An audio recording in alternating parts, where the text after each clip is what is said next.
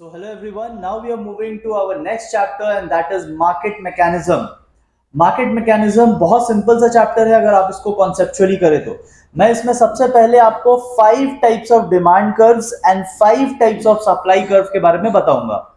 If you know these 5 demand curves and 5 supply curves तो आप कोई भी कॉम्बिनेशन इस चैप्टर में दिया जाए उसे आप कर लेंगे. Any combination they give you in the exam you will be able to do if you know 5 demand curves and 5 supply curves. तो पहला डिमांड कर्व कौन सा है? पहला डिमांड कर्व है नॉर्मल डिमांड कर्व, एक डाउनवर्ड स्लोपिंग डिमांड कर्व को हम नॉर्मल डिमांड कर्व कहते हैं. दूसरा यू नीड टू रिमेंबर जो हमने इलास्टिसिटी के चैप्टर में किया था, परफेक्टली इलास्टिक डिमांड कर्व जो कि एक हॉरिजॉन्टल लाइन होता था. उसके बाद आपको जानना है perfectly in elastic demand curve. तो ये सब हमने पिछले चैप्टर्स में कर लिया, ये कोई नया चीज नहीं है जो स्क्रीन पे आ रहा है. तो आपको बस शेप्स याद रखना है. नॉर्मल डाउनवर्ड स्लोपिंग होता है, परफेक्टली इलास्टिक हॉरिजॉन्टल लाइन होता है, परफेक्टली इन इलास्टिक एक वर्टिकल लाइन होता है. अगर आपको क्वेश्चन में इंक्रीज इन डिमांड बोलेगा तो आप राइट साइड में लेकर के जाएंगे तो एक डिमांड कर्व रहेगा और आप एक राइट साइड में राइट डायरेक्शन में एक और डिमांड कर्व बनाएंगे. और अगर आपको डिक्रीज बोलेगा तो आप लेफ्ट साइड में एक डिमांड कर्व बनाएंगे. You need to only remember, बहुत ज्यादा कुछ करने की जरूरत नहीं. इस चैप्टर में बहुत सारे ग्राफ्स है बट हम लोग ग्राफ्स लर्न नहीं करेंगे, हम लोग टेक्निक सीखेंगे. अगर टेक्निक सीख गए तो कोई भी ग्राफ कर लेंगे और अगर ग्राफ लर्न करने के चक्कर में गए तो हम लोग फंस जाएंगे. तो we are not going to fall into the trap of learning the graphs. We are going to learn the technique सीख गए तो हम कोई भी ग्राफ बना लेंगे. I teach you in this chapter. ठीक है, तो सबसे पहले चीज आपको क्या याद रखना है? 5 डिमांड कर्व. नंबर 1 नॉर्मल एक डाउनवर्ड स्लोपिंग डिमांड कर्व होता है, ये डिमांड के चैप्टर में देखा था. फिर 2 आपको याद रखना है perfectly elastic and perfectly in elastic. Perfectly elastic perfectly in elastic दोनों हमने demand elasticity of demand chapter में दोनों देखा था.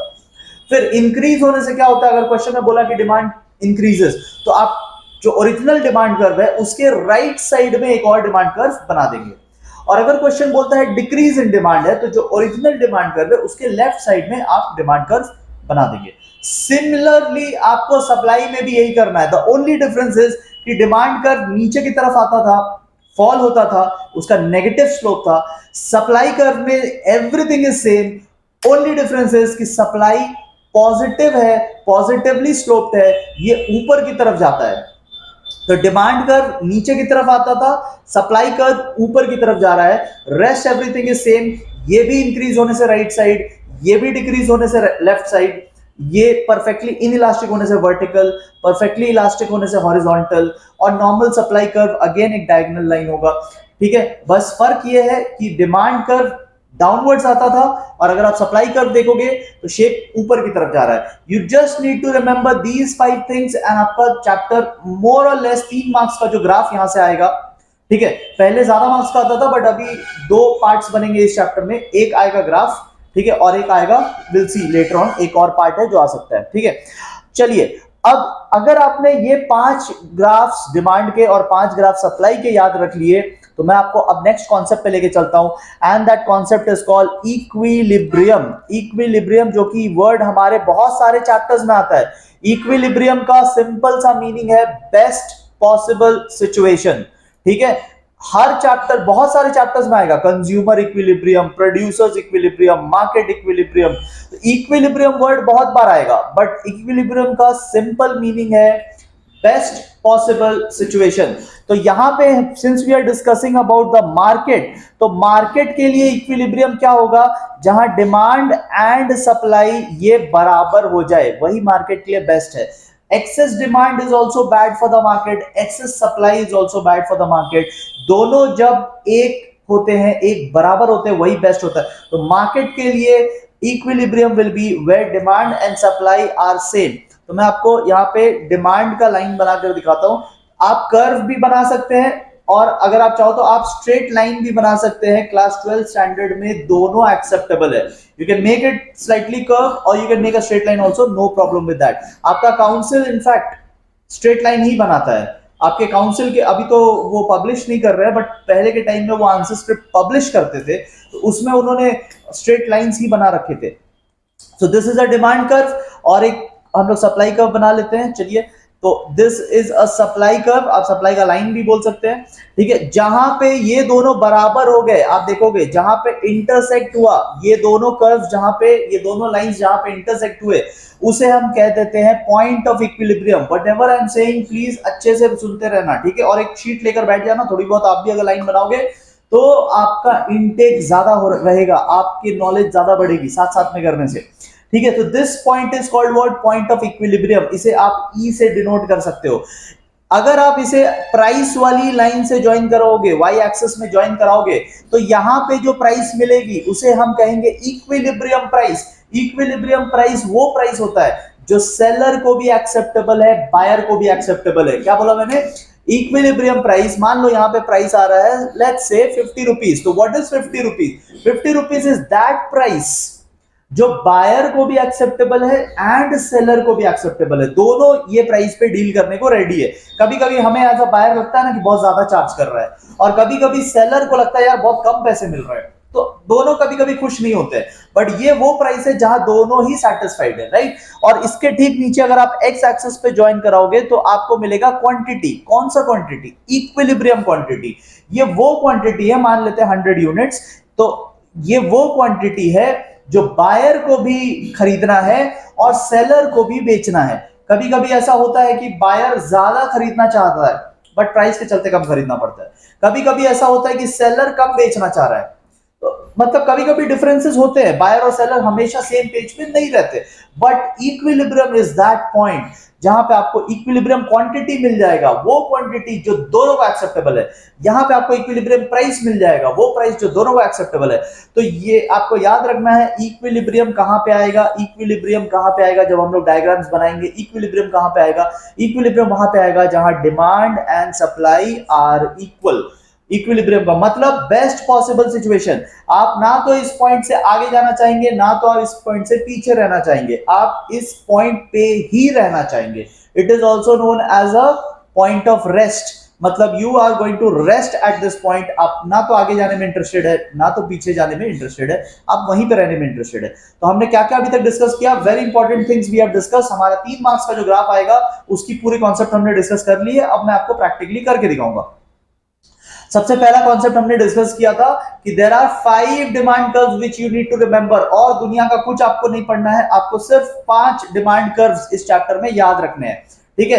एंड जस्ट ऐसे ही आपको सप्लाई कर्व्स भी याद रखने हैं, बट डिमांड कर्व नीचे आता था, सप्लाई कर्व ऊपर जाएगा, ठीक है। That is the only difference, बाकी सब कुछ सेम है, ठीक है। एंड डिफरेंस इसलिए आ रहा है क्योंकि डिमांड का इनवर्स रिलेशन होता था प्राइस के साथ, तो वो नेगेटिवली स्लोप्ड होता था, एंड सप्लाई का पॉजिटिव रिलेशन होता है प्राइस के साथ, तो ये पॉजिटिवली स्लोप्ड है, राइट। एंड देन इक्विलिब्रियम का मैंने आपको कॉन्सेप्ट समझा दिया।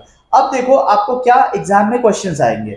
आपको एग्जाम में वो अलग अलग केसेस देंगे, right. They will give you different different cases. जैसे हमें इक्विलिब्रियम प्राइस यहां मिला ना, लेट मी हाईलाइट इट, तो आप बस हाईलाइटेड पोर्शन को देखो। हमने इक्विलिब्रियम प्राइस ढूंढा, हमने इक्विलिब्रियम क्वांटिटी ढूंढा। कैसे ढूंढा? डिमांड सप्लाई जहां इंटरसेक्ट किए उसके नीचे इक्विलिब्रियम क्वांटिटी, उसके वाई एक्सिस में इक्विलिब्रियम प्राइस, तो ये हमें मिल गया। अब हमें एग्जाम में कैसे क्वेश्चंस आएंगे? एग्जाम में they will tell us, exam में दे are going to tell us कि आप बताओ कि what will be the change, what will be the change किसमें? In equilibrium price and equilibrium quantity. तो वो हमें क्या कहेंगे? वो हमें बोलेंगे कि इन दोनों में चेंज बताओ, कब चेंज होगा? If they are going to give us different situations, जैसे कि वो बोलेंगे डिमांड इंक्रीज, या वो बोलेंगे सप्लाई डिक्रीज, या वो बोलेंगे सप्लाई इंक्रीज, या वो बोलेंगे demand and supply both increase, या वो बोलेंगे demand increase and supply decrease. मतलब वो कुछ भी बोल सकते हैं, कुछ भी बोल सकते हैं।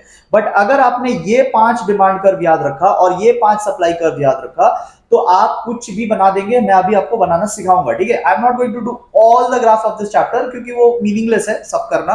मैं आपको टेक्निक सिखा दूंगा और वो टेक्निक से आप कुछ भी बना सकते हैं, ठीक है। तो I am going to give you the power, ठीक है। आपके माइंड में वो पावर आ जाएगा कि आप खुद से समझ के कर लेंगे, ठीक है। तो आपको कोई रट्टेबाजी नहीं करना है, कोई ग्राफ लर्न नहीं करना है बुक से, you don't have to learn anything. आपको बस मैं एक टेक्निक सिखाऊंगा, उस टेक्निक से you can make any graph. Are you ready? ठीक है, तो आप एक बार लास्ट टाइम इसको देख लो एंड देन ग्राफ पे चलते हैं। ऑलराइट, तो यहाँ पे मैं आपको कुछ डिफरेंट केसेस करके दिखा रहा हूँ, और इसके अलावा बहुत सारे केसेस बन सकते हैं। जैसे I am going to show you demand increase, तो डिमांड डिक्रीज का आप खुद से ट्राई करके देख सकते हैं क्या आंसर आ रहा है।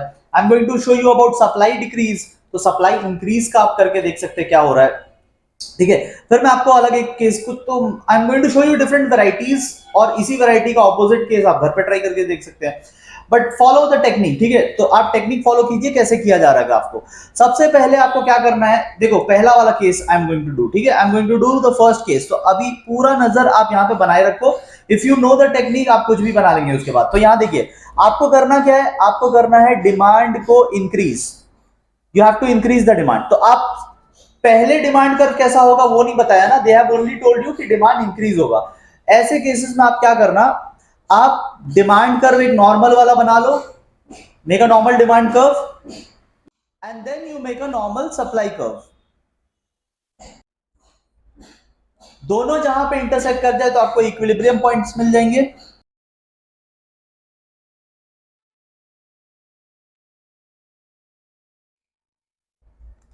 नाउ यू सी कि क्वेश्चन आपको क्या बोल रहा है। क्वेश्चन बोल रहा है कि अब आप डिमांड को इंक्रीज करके दिखाओ।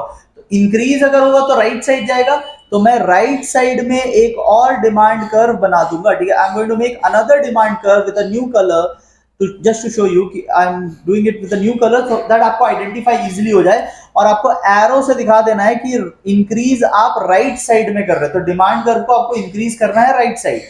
नाउ अगर नया डिमांड कर्व आ गया है तो इक्विलिब्रियम भी न्यू हो जाएगा, सप्लाई वही है, डिमांड कर्व न्यू है, तो पुराने डिमांड कर्व को भूल जाओ। अब पुराने डिमांड कर्व को भूल जाओ, forget that black line demand curve, only follow on the blue line demand curve.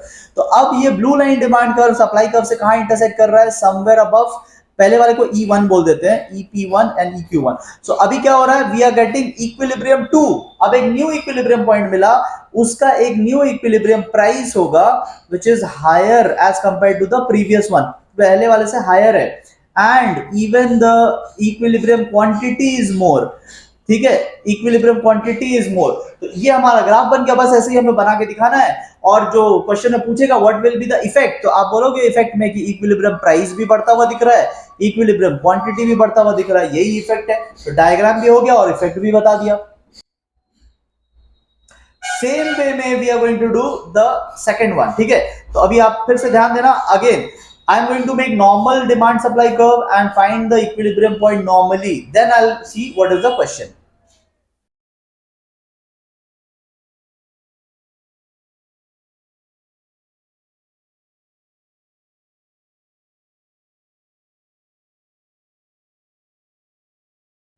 अब हम लोग देखते हैं क्वेश्चन का क्या डिमांड है। तो क्वेश्चन पूरा सप्लाई डिक्रीज होगा।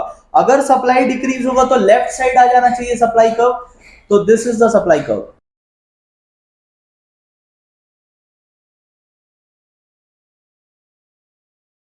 और आप एरो से शो कर देंगे कि वो लेफ्ट साइड आ गया।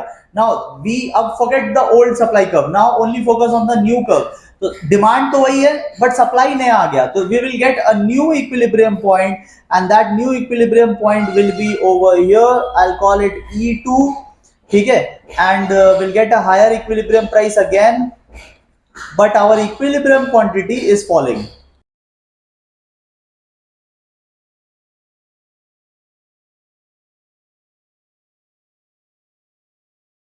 सो इस तरीके से आप इफेक्ट बता देंगे। एग्जाम में आप सेंटेंस लिखोगे, मैं ऐसे एरो दे के नहीं बताएंगे, ठीक है।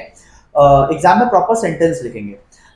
Now in the next demand curve, in the next diagram they are asking two things. वो हमें डिमांड कैसा होगा वो भी बता दे रहे। देखो till now they were not telling us कि original demand curve, original supply curve कैसा होगा, ऐसा उन्होंने नहीं बताया था अभी तक। बट ये जो थर्ड डायग्राम है उसमें specifically they are telling us कि demand has to be perfectly elastic. तो डिमांड का जो कर्व बनाओगे ना, अब की बार नॉर्मल वाला नहीं बनाएंगे, अब की बार हम लोग परफेक्टली इलास्टिक बनाएंगे, which is a horizontal line. थोड़ा और अच्छे से बना देते हैं, it will be a horizontal line, right, क्योंकि इस बार क्वेश्चन ने अलग से मांगा है कि demand curve has to be elastic, तो डिमांड कर्व आपको परफेक्टली इलास्टिक ही बनाना पड़ेगा। ऊपर वाले डायग्राम में कुछ बोला नहीं था, तो अपने मन से जब बनाएंगे तो नॉर्मल बनाएंगे, अपने मन से जब सप्लाई कर्व भी बनाएंगे तो नॉर्मल बनाएंगे। बट अगर क्वेश्चन में डिमांड है, क्वेश्चन में आस्क है कि परफेक्टली इलास्टिक ही बनाना है, तो परफेक्टली इलास्टिक बनाएंगे।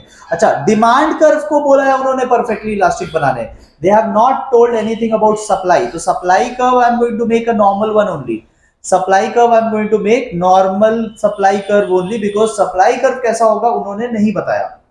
हाँ, बाद में दे आर सेइंग सप्लाई विल डिक्रीज, तो डिक्रीज होगा तो लेफ्ट ले जाएंगे, बट पहले कैसा होगा वो तो नहीं बोला था ना, सप्लाई डिक्रीज होगा तो डिक्रीज अभी कर देते हैं, बट डिक्रीज होने से पहले क्या पोजीशन था they did not tell us.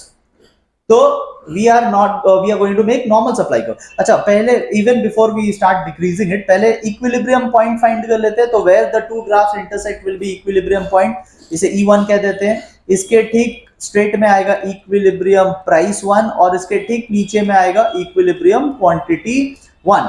Now equilibrium supply को डिक्रीज कर देते हैं, लेट अस डिक्रीज सप्लाई। तो सप्लाई डिक्रीज होगा तो लेफ्ट में जाएगा, तो I will make another supply curve over here और एरो से वी विल शो। अब सप्लाई कर्व पुराने वाले को भूल जाओ, only remember the new supply curve. तो न्यू सप्लाई कर्व और डिमांड कर्व तो एक ही है, तो वो इंटरसेक्ट कर रहे हैं over here at E2। At E2 also price is same but the quantity is falling.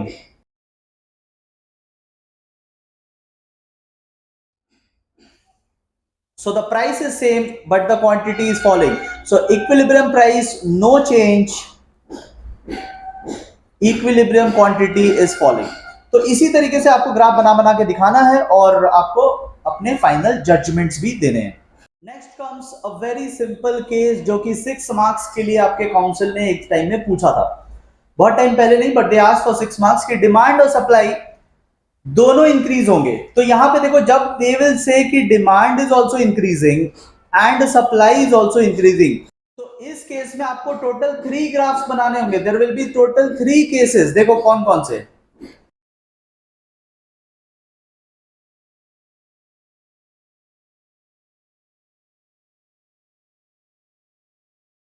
There will be one case जहां डिमांड में increase will be more and supply में इंक्रीज विल बी लेस। दोनों increase कर रहे हैं but demand ज्यादा। Then there will be a case where demand में increase will be less, supply में increase will be more. दोनों increase कर रहे हैं but supply ज्यादा। And then there will be a case जहां पे दोनों ही equally increase कर रहे हैं। तो there will be 3 different graphs which will have to do. ठीक है, ये थर्ड वाला स्केल लेके करना पड़ेगा बिकॉज दोनों में चेंज जो है वो सिमिलर दिखाना है आपको। I'll guide you there. Screen पे I can't do it, आप घर पे करेंगे, but first 2 I'm going to show you कि फर्स्ट 2 ग्राफ्स कैसे बनता है। थर्ड वाले में स्केल लेके करना पड़ेगा, तो that is what you are going to do for homework. अभी देखो, पहला case I am going to do the first case, demand को ज्यादा चेंज करेंगे, सप्लाई को कम। तो पहले एक नॉर्मल डिमांड कर्व बना लो, कॉल इट D1, एंड एक नॉर्मल सप्लाई कर्व बना लो, कॉल इट S1।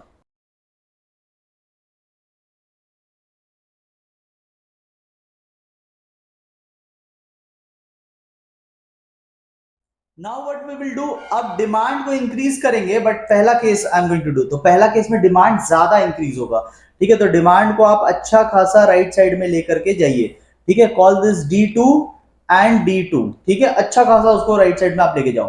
ठीक है, सप्लाई को थोड़ा सा इंक्रीज करना, दोनों इंक्रीज करेंगे बट सप्लाई थोड़ा सा, तो ये भी इंक्रीज हुआ है, ये राइट साइड में गया, सप्लाई भी इंक्रीज होगा बट थोड़ा सा। तो सप्लाई को आपको थोड़ा सा इंक्रीज करना, एकदम थोड़ा सा। ठीक है, राइट साइड में उसको भी लेके जाना, call it S2। Now new equilibrium point आएगा, बट अब क्या है ना कि दोनों ग्राफ्स चेंज हो गए हैं, दोनों के न्यू कर्व्स आ गए हैं, so you forget the old one, now you only focus on the new curve.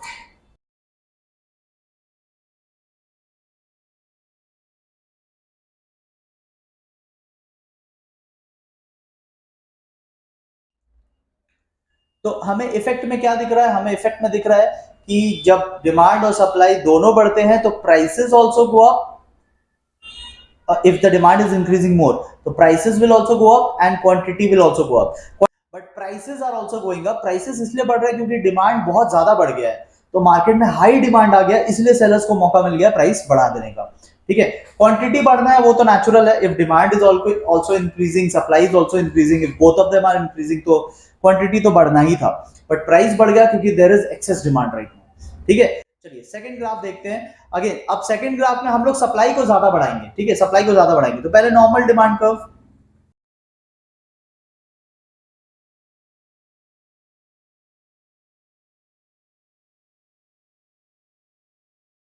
अब हम लोग क्या करते हैं, अब हम लोग न्यू डिमांड कर्व लाते हैं, बट दिस टाइम दोनों को इंक्रीज करेंगे, बट डिमांड थोड़ा सा, सप्लाई ज्यादा, तो डिमांड को थोड़ा सा इंक्रीज करो, थोड़ा सा राइट में लेके जाओ, कॉल इट D2, तो डिमांड को हमने थोड़ा सा बढ़ाया और सप्लाई को ज्यादा चेंज करना। ठीक है, तो सप्लाई में बड़ा चेंज आएगा, S2, तो अब देखो सप्लाई में हमने एरो से बहुत बड़ा एरो बनाया, ज्यादा चेंज किया, तो दोनों इंक्रीज हुए, दोनों राइट साइड गए हैं, बट हमने सप्लाई को ज्यादा चेंज किया है। अब न्यू इक्विलिब्रियम पॉइंट कहां आएगा, जहां पे न्यू कर्व्स इंटरसेक्ट होंगे, यहां दोनों ही कर्व न्यू है, तो दोनों का new intersection point will be over here, will call it E2।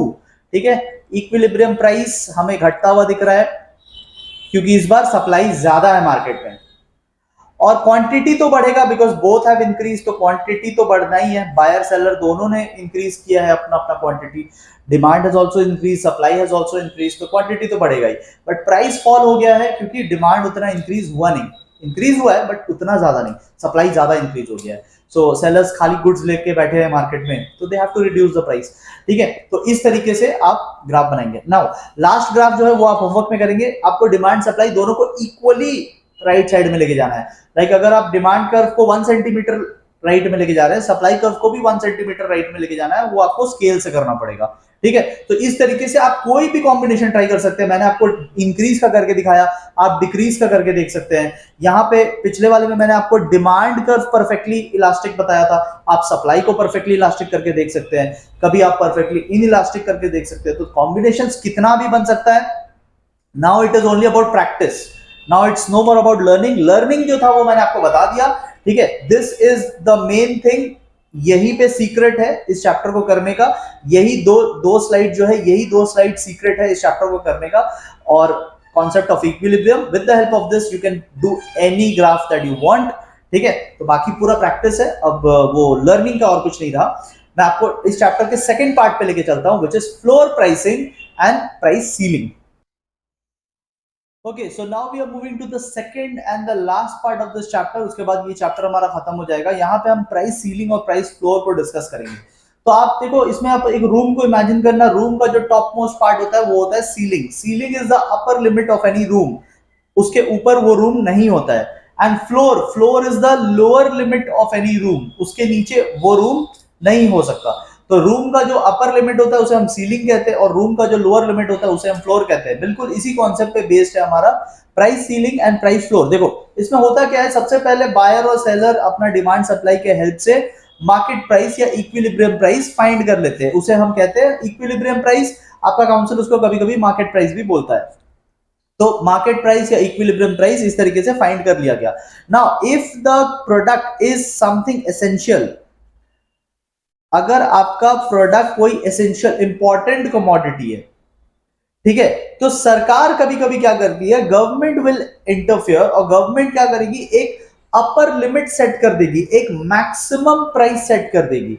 जैसे कि मान लेते हैं फॉर एग्जांपल ये प्राइस चल रहा है 50, बट गवर्नमेंट आगे बोलेगी नहीं ये इंपॉर्टेंट है, इसका प्राइस जो है ना 20 रुपीज से ज्यादा नहीं होना चाहिए, और गवर्नमेंट यहां आगे एक अपना प्राइस सेट कर देगी, this will be government price. एक प्राइस सीलिंग कहते हैं इसे, कि गवर्नमेंट ने अपना एक प्राइस इसे सेट कर दिया।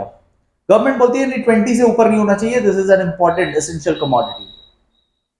अब आप एक बात बताओ, जो चीज 50 रुपए का मिल रहा था, अगर वो चीज 20 रुपीज का मिलना शुरू हो जाए तो बायर खुश होगा या सेलर? नेचुरल सा बात है, बायर्स विल बी हैप्पी। तो आप देखो, अगर इस प्राइस को अगर आप ज्वाइन कराएंगे सेलर वाली लाइन से, यानी सप्लाई वाली लाइन से, तो आप देखोगे सप्लायर अपनी सप्लाई कम कर देगा।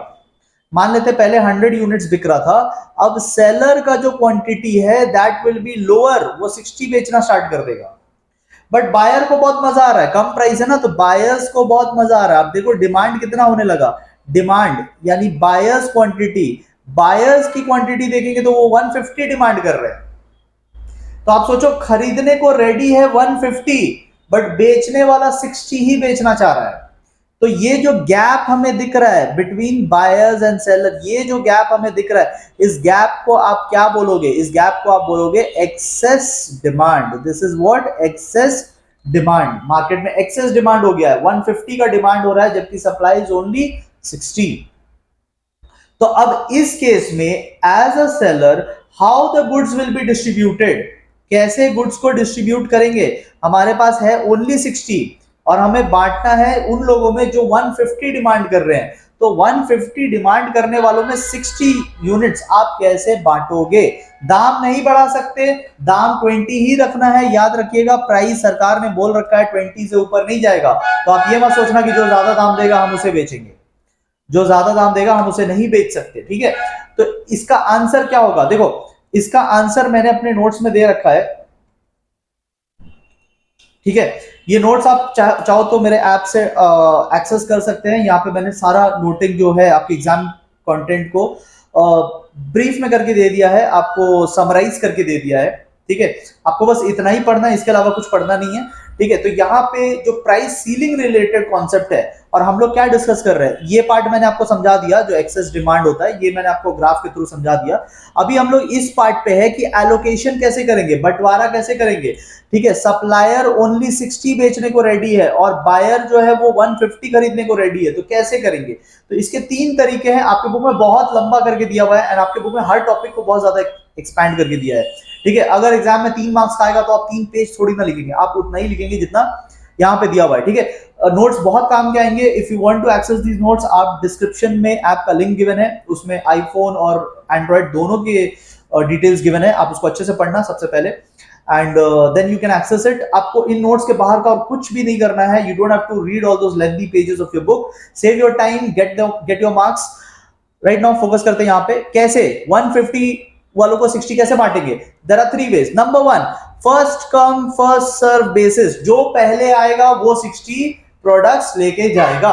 दिस इज नंबर 1 तरीका, जहां पे जो भी पहले आएगा उसे हम पहले दे देंगे। ठीक है, बाकी जो लेट आया वो सफर करेगा, उसको कुछ नहीं मिलने वाला। सेकंड आता है चॉइस ऑफ द सेलर, यानी सेलर को जिसकी शक्ल पसंद आ गई सेलर उसे बेचेगा।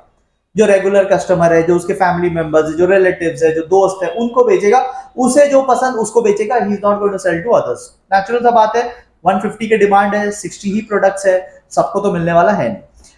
थर्ड तरीका, उसे हम कहते हैं रैशनिंग। इस पे सेपरेट क्वेश्चन भी बन सकता है, व्हाट इज रैशनिंग। ठीक है, तो रैशनिंग किसे कहते हैं? रैशनिंग उसे कहते हैं जहां पे जैसे अकाउंट्स में होता है ना, शेयर्स वाले चैप्टर में प्रो राटा, तो वैसे ही कुछ कॉन्सेप्ट है यहाँ पे रैशनिंग का। रैशनिंग में क्या होता है, जो जितना मांगेगा उसको उससे कम देंगे, यानी सबको थोड़ा थोड़ा देंगे। तो जैसे जो 15 मांग रहा है, 15 वाले को 6 देंगे, कम देंगे। इस तरीके से 150 वालों को 60 मिलेगा, तो सबको थोड़ा थोड़ा मिलेगा। इस तरीके से बंटवारा करेंगे। Everyone has to compromise. ठीक है, तो देयर आर 3 वेज। अच्छा, आपके दिमाग में ये भी आ सकता था कि सर प्राइस भी तो बढ़ा सकते हैं, बट प्राइस नहीं बढ़ा सकते क्योंकि सरकार ने बोला है ना प्राइस सीलिंग है। सीलिंग, रूम का सीलिंग होता है ना, अपर लिमिट होता है, उससे ऊपर नहीं जा सकते। रूम का वही लास्ट लिमिट है। In the same way price ceiling भी एक अपर लिमिट है, आप उससे ऊपर नहीं जा सकते। बट एक कंडीशन में जा सकते हैं, वो आपको जाना नहीं है, बट कुछ लोग जाते हैं और उसे हम कहते हैं black marketing. Black marketing is illegally selling at higher prices. सरकार को अगर पता चल गया तो आप जेल जा सकते हैं। आप नहीं, मतलब जो भी ये काम करेगा वो जेल जा सकता है। Black marketing is not a good thing. Black marketing is illegal and black marketing नहीं करना चाहिए किसी को भी। करते हैं लोग, बट करते हैं वो गलत है। और अगर हमें एग्जाम में क्वेश्चन आया कि कैसे एलोकेशन करेंगे, तो उसमें हम ब्लैक मार्केटिंग नहीं बोलने वाले। ठीक है, because that's not a legal way of doing it. हाँ, अगर एग्जाम में अलग से क्वेश्चन आया कि what do you mean by black marketing, तो आप बोल सकते हो ये कि it is illegally selling the goods at a higher price. It is not allowed. ठीक है, नॉट अलाउड। करते हैं कुछ लोग, गलत करते हैं। ठीक है, ओके, तो मेक श्योर कि आप इसको अच्छे से प्रिपेयर करें। ठीक है, जितना नोट्स में गिवन है आप बस उतना ही करना, आपको और कुछ भी करने की जरूरत नहीं। You don't have to go through those 500 pages of your books. You just go through these notes. 3-3, 4-4 pages में मैंने चैप्टर को समराइज कर दिया है। पास्ट एग्जाम क्वेश्चंस भी गिवन है, आपको बस इतना ही करना है। ठीक है, चलिए, coming back to our topic. यहां पे अब तो प्राइस सीलिंग हमने डिस्कस कर लिया, अब हम लोग प्राइस फ्लोर की तरफ चलते हैं। तो प्राइस फ्लोर क्या होगा? अब देखो, लॉजिक वही है। फ्लोर मतलब लोअर लिमिट, लोअर लिमिट जमीन जमीन जमीन जमीन जमीन क्या होता है, लोअर लिमिट होता है ना रूम का। तो वैसे ही प्राइस फ्लोर भी एक लोअर लिमिट होगा, मतलब उससे नीचे नहीं जा सकते, that is the lowest limit. ये कैसा होता है ना, पता फार्मर्स वाले गुड्स में, जो फार्मर्स के क्रॉप्स होते हैं ना, फार्मर्स के क्रॉप्स होते हैं ना, तो मान लो उसका प्राइस है फिलहाल 100 रुपीज पर केजी, सरकार आती है और बोलती है नहीं नहीं नहीं, देश के किसानों को कम से कम 150 तो मिलना ही चाहिए, इससे नीचे नहीं, इससे नीचे नहीं। तो गवर्नमेंट आके ऊपर में प्राइस सेट कर देती है, गवर्नमेंट का प्राइस, ठीक है। देखो बच्चों को क्या लगता है ना कि फ्लोर है तो फ्लोर मतलब नीचे होना चाहिए, वैसे नहीं सोचना, नीचे मत डाल देना। फ्लोर का मतलब है लोअर लिमिट, इससे नीचे नहीं जाएंगे, ठीक है। तो इसको आप ऊपर में लिखेंगे, राइट, मार्केट प्राइस के ऊपर लिखेंगे, इससे नीचे नहीं आना है, फ्लोर के नीचे नहीं आ सकते। तो ये फ्लोर है, फ्लोर प्राइसिंग है, राइट। अच्छा, तो पहले जो चीज 100 का मिल रहा था अब वो 150 का मिलेगा, तो who will be happy, sellers will be happy and buyers will not be happy. तो देखो डिमांड इस बार कम हो गया, अब देखो डिमांड कम हो गया, बायर की क्वांटिटी कम हो गई और सेलर्स वो बहुत खुश हो गए, सेलर्स बहुत खुश हो गए, सेलर की क्वांटिटी बढ़ गई। तो ये जो गैप है, ये जो गैप है, इसे आप क्या कहोगे, इसे आप एक्सेस सप्लाई कहेंगे, राइट। इसको आप एक और नाम दे सकते हैं deficient demand, deficient, excess supply deficient demand एक ही बात है, राइट।